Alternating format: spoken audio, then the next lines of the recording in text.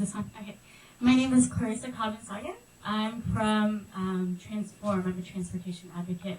I'd like to say that Bart continues to move in the right direction towards more responsibly focusing its efforts on maintenance and improving the existing system rather than promising more extensions that we simply cannot afford. I'd like to say that I speak also on behalf of the general public, and I grew up in San Francisco, the southwest corner of San Francisco, riding the Balboa, the train from the Balboa BART station. So I'd like to say that, state of good repair is actually something that the riders really care about. There's not a moment that I ride the BART where someone's not talking about how noisy it is, or why is that escalator closed, or that stairwell shut. So we at Transform, I just kind of wanted to put that out there, we at Transform applaud BART's efforts to make passenger needs a top priority of the BART budget. As you saw, the draft budget, as well as the Metro Vision study, perfectly outline BART priorities as they should lie. I can point back to that graph on slide 26 that shows how far behind we are, and without the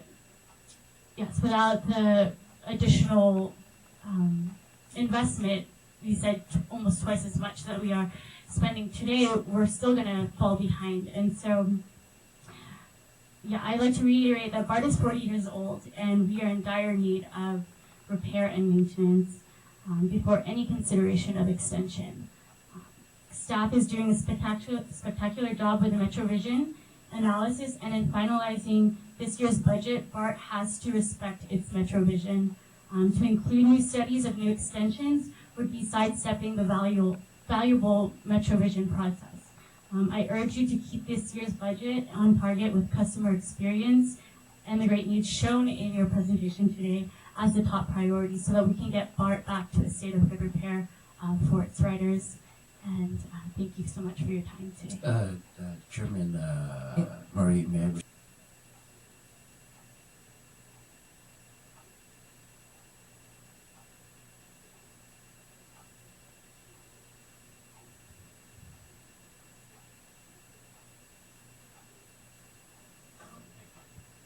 There's one glaring omission here. We keep hearing about customer satisfaction, how on time our trains are. We keep hearing about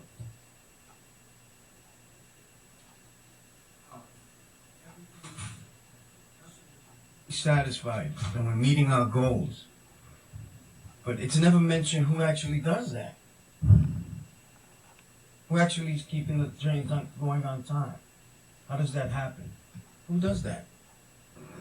Well, it's the workers. Yeah, and he's a good man, but he doesn't run the trains, and he doesn't deal with the customers. We do, and yet our pensions are a problem. I don't hear the pensions of management mentioned at all, or their salaries is a problem. When we had a budget deficit that never materialized and a surplus came, guess who got bonuses and cost of living adjustments? It wasn't the workers. We got 0 for 4 years, and we gave a lot in concessions. And during that time, service got better, right? Because we made it, because we had pride, even though we weren't treated with pride.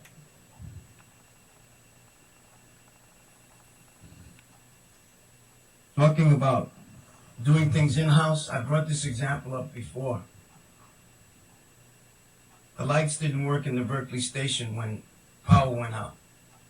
So we had electricians come in-house, replaced all the lights, and on the last day, a bunch of engineers came to figure out how they were going to contract what was already done out. And I ask again, how does that happen? When the job was already done.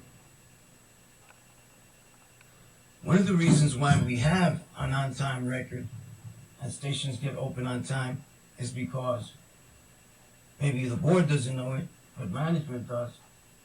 We cut corners. When we get there, we don't have enough time to look under the platforms and do all the things that we require to open the station safely. So we have to get there earlier in order to do it, but we don't get paid for that. But the only way we're going to be able to do that is by getting there earlier. But that's never mentioned. In fact, the time just keeps, we're given less and less time to do it. So then, when we open it up, we have to keep it. We continue to try and make sure that the station is safe.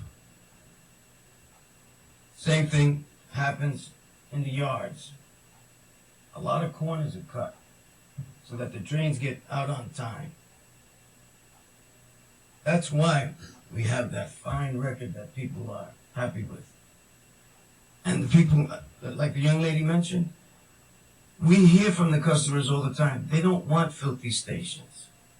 That's a big concern. And,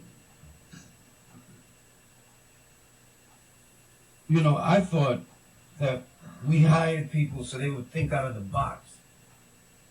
I remember reading a magazine article where the general manager said she was hired because she was going to bring money from Washington. Show me the money. It's not happening. We need to think outside of the box in order to come up with money. We can't keep thinking that we're going to do it by blaming the worker and their pensions and their pay, while management keeps getting increases, bonuses, and cost of living adjustments because they think it's important, because they realize there's such a thing as inflation. We're not asking for much. All we're asking for is a wage that allows us to raise our families here. We want to retire with a pension that doesn't leave us poor. That's all. We don't want to live like you. We don't want to eat at your table. We just want to put food on our own tables. And we need to be included as an asset, not a liability, not a debit. Time and time again, that's how it's made to look. We show all these wonderful numbers, but never who does it. It's like Santa's helpers. They're invisible. You know, we never mention when it comes to the work that we do. And it's a lot. You know, the number of suicides we have is a lot.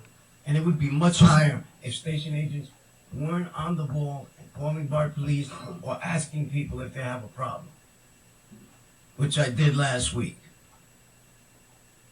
These things aren't recognized. When numbers increase, it's very abstract.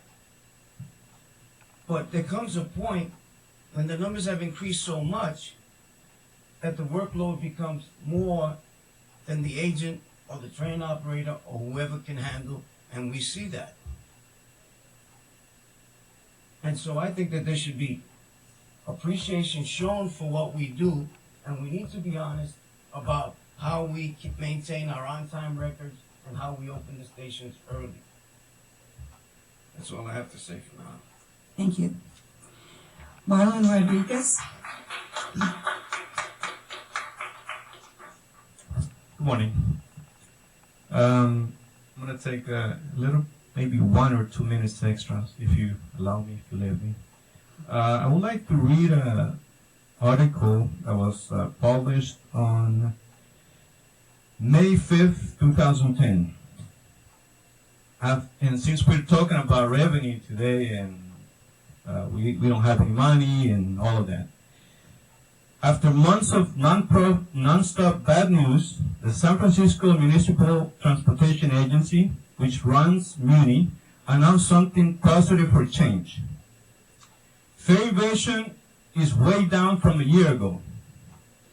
That's thanks to some major changes in agency's fare inspection program, as well as the decriminalization of fare evasion, which greatly reduced the overhead cost of citations. Before February 2008, a fare evasion citation meant a trip to court for the violator and a lot of extra hassle for the MUNI agency. that netted just $909,135 in core revenue from 2000 to 2009. But between February 2008, when the San Francisco Muni began handling citation in-house through its customer service center, and between February of 2008 and December 2009, the agency collected $1.7 million in citations, almost double the amount it collected in a decade through core system. Muni also expanded its transit fare inspection program from 35 inspectors in 2007 to 55 in 2008, with a dip down to 46 in 2009 and 2010. While the program used to focus exclusively on trains, inspectors now spend 60% of their time on buses. The result has been a drop in the system-wide fare evasion rate from 9.5% from April through July 2009 to 2.6% of July 2009 and March 2010. The Muni used the results of its proof of payment study conducted last year in transit effectiveness project ridership data to focus fare inspection efforts. Marlon, you've used your 3 minutes and 7 seconds left on that. So can you get to what you want to tell us? Because we get the point. They have a good fare evasion program in place there. Well, the point is that they increased on top of they had revenue through the citations that they wrote. So if we start inspecting more, if we get on the fare evasion, we're going to increase revenue by writing citations. One citation is $275. And according to this article, 60% of the people that were cited paid their fine. 60%.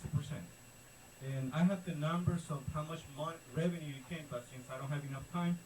And also, on top of the citation revenue, Muni has brought in $3.6 million more in fare revenue this fiscal year than expected, which attributes in part to the fare enforcement program. And to finish, I did the math, and we already know that approximately 400,000 riders a day. So I put the 1% fare evasion.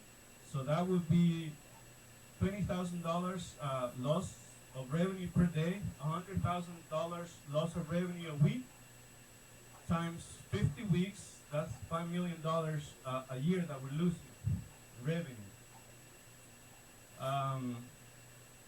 So if it was 3%, that would be $15 million a year that would be losing. So this will, I was telling one of my coworkers that it's going to kill 2 birds with one stone, but he said, no, it's going to kill 3 birds with one stone. By reducing fare evasion, we're going to reduce crime at the stations, because most of these people that fare evade are criminals that steal cell phones, iPhones. We're going to reduce the assault on passengers, and we're going to reduce the assault on employees. If we reduce the assault on employees, we're going to reduce the workers' compensation. I was out for more than 4 weeks when I was assaulted, and it's going to increase revenue. So that's it. We completely agree with you. That fare evasion. Good morning, Mr. Radulovich, and the rest of you who I know on this fine panel. It's good to see you again. Some of you are new faces to me, but I come here as a friend of this board and as a friend of the community. And I thank you for having unanimously selected me last year to be on the Bart Citizens Police Review Board. I had to resign from that because I not only am now the prophetic justice minister at the Allen Temple Baptist Church, but I'm also the presiding minister at a church, a very smaller church called the Church of the Good Shepherd over by the Children's Hospital. So then I come to you not as an adversary, but as a friend. I come to you